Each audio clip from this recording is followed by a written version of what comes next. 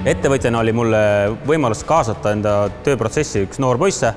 Õpetasime ta värvima, siis juba keerukamaid asju tegema ja lõpuks oligi ta mu juures tööl nagu põhitöömehena. Ühel hetkel hakkasin mõtlema, et kas ma jäängi siia Soome ise tegema või ma suudan seda edasi anda kellelegi teisele. Ma ei osanud üldse ette kujutada, mis asi see õpetajatöö on.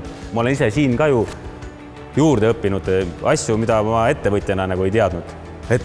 Kuidas läheneda õpilastele, et õpetamismeetodid, et kui see ei toimi, siis mis meetodeid veel kasutada. Töö juures on niimoodi, et ütled, olgu tehtud ja palk rihib, on ju. Siin sa pead ju neid teistmoodi motiveerima, et siin on ju mingid muud asjad ja siis nendega selle ukse või selle ava leidmine, et nad tööle hakkaksid, et see nagu on ka, et minu õpetamise üks meetod ongi, et ma lasen neil teha, lasen neil eksida ja siis räägin ära eksimused, et nad ise teeksid võimalikult palju, läbi töö nad õpivad. Eriti kui head meelt teeb see, et kui sa näed tulemust, et ongi midagi selgeks saanud ja midagi jääbki külge ja nad tulevad küsima, et kuidas seda teha.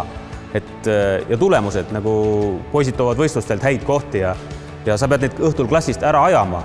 Kevadel kooli lõpetanud poiss tegi oma firma ja tegutsebki sellele puusepa erialal, et ka aeg-ajalt käib siin, küsib, räägib, mis ta teinud on, me suhtleme, et see kinnitab veel kord, et me teen õiget asja.